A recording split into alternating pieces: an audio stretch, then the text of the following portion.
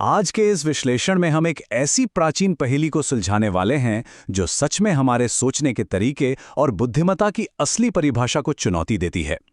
हम बात कर रहे हैं भारत की सबसे मशहूर लोक कथाओं में से एक विक्रम और बेताल की। लेकिन आज हम सिर्फ कोई कहानी नहीं सुनेंगे, बल्कि नेतृत्व, नैतिकता और ज्ञान की कीमत का एक बहुत ही गहरा परीक्षण करेंगे। हम देखेंगे कि जब तीन बिल्कुल अलग-अलग लेकिन अच्छे गुण एक दूसरे के सामने आ जाएं तो क्या होता है, और कैसे एक महान राजा को एक ऐसा फैसला लेना पड़ता है जो लगभग असंभव है। तो चलिए बिना किसी देरी के इस रहस्यमय दुनिया में कदम रखते हैं। अब जरा इस माहौल की कल्पना कीजिए। घुप अंधेरा, एक सुनसान शमशान घाट और राजा विक्रमादित्य के कंधे पर उल्टा लटकता हुआ एक भूत, बेताल।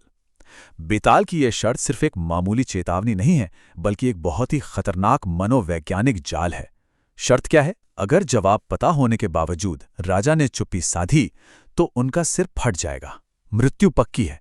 लेकिन अगर उन्होंने अपनी बुद्धि का प्रदर्शन किया और बोल पड़े तो बेताल वापस पेड़ पर उड़ जाएगा और राजा का पूरा प्रयास बेकार हो जाएगा।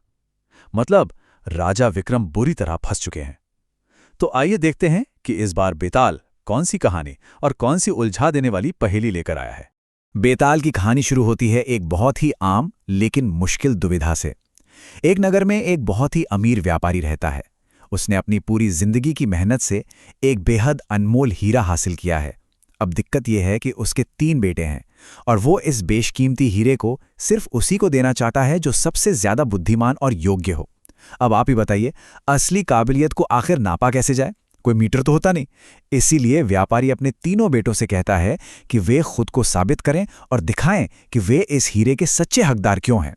और बस यहीं से शुरू होती है इन तीनों भाइयों की एक अनोखी परीक्षा। अब यहां सबसे दिलचस्प बात यह है कि ये तीनों भाई सफलता का बिल्कुल अलग अलग रास्ता चुनते हैं। सबसे बड़े बेटे राम का रास्ता करुणा का है। उसने अपनी सारी मेहनत, समय और संसाधन गरीबों की मदद करने और दान पुण्य में लगा दिए। दूसरी तरफ है श्याम, जो बहुत ही प्रैक्टिकल है। उसने व्यापार की दुनिया चुनी, जबरदस्त सफलता हासिल की और बेहिसाब दौलत कमा ली। और फिर आता है तीसरा बेटा मोहन, जिसका नजरिया इन दोनों से एकदम अलग था। उसने एक खतरनाक चोर को पकड़ा, लोगों की जान बचाई और पूरे नगर में शांति और सुरक्षा कायम की। तीनों ने ही अपनी अपनी जगह बहुत बेहतरीन काम किए, लेकिन इनमें से सबसे श्रेष्ठ कौन सा है?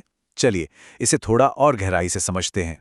अगर हम इन तीनों के रास्तों की तुलना करें तो ये पहेली और भी साफ हो जाती है। असल में हम यहाँ 3 अलग अलग मानवीय गुणों की सीधी टक्कर देख रहे हैं।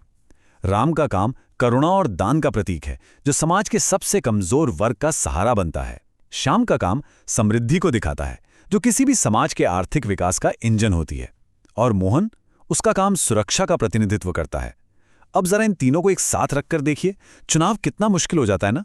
क्या पैसा कमाना दान पुण्य करने से बड़ा काम है, या फिर सुरक्षा इन सबसे ऊपर आती है? आइए इस तुलना को एक दूसरे नजरिए से देखते हैं। यहीं पर व्यक्तिगत परोपकार यानी पर्सनल भलाई और सामाजिक सुरक्षा के बीच का गहरा अंतर खुलकर सामने आता है। जरा ध्यान दीजिए, राम ने जो दान किया उससे कुछ गिने चुने जरूरतमंद लोगों की जिंदगी संवर गई। श्याम ने जो पैसा कमाया उससे उसकी खुद की या उसके परिवार की तरक्की हुई।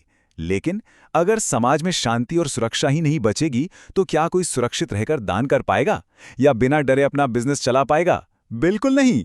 मोहन ने जो किया उसने पूरे समाज की नींव को सुरक्षित कर दिया। और यही वो सबसे अहम पॉइंट है जो इस पूरी कहानी को एक नई दिशा में ले जाता है।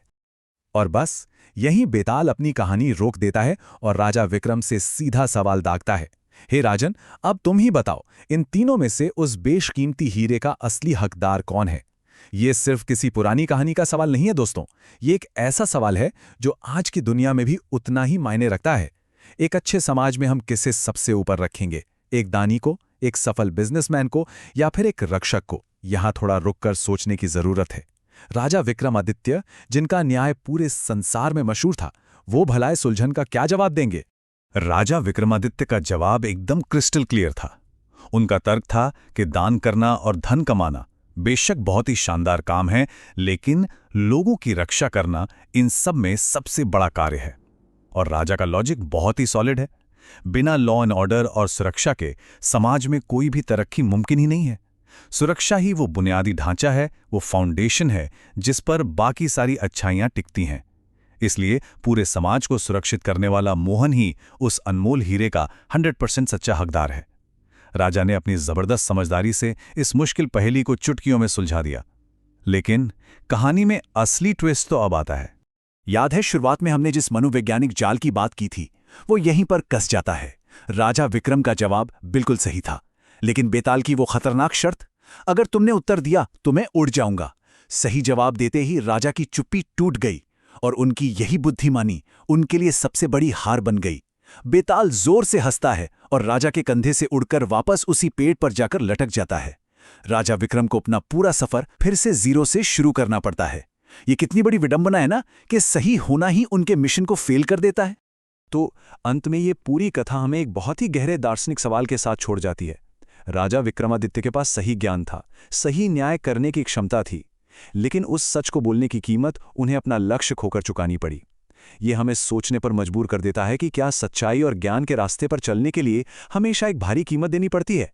क्या समझदार होने का मतलब हमेशा जीतना ही होता है, या कभी-कभी बड़े सिद्धांतों के लिए आपको अपनी बाजी हारनी पड़ती है? ये एक ऐसा सवाल है जो शायद हमेशा अनुत्तरित रहे, लेकिन हमें बहुत कुछ सिखा जाता है। आज के इस विश्लेषण में हमारे साथ जुड़ने के लिए बहुत बहुत धन्यवाद। ऐसी ही और भी दिलचस्प चर्चाओं के लिए जुड़े रहिए।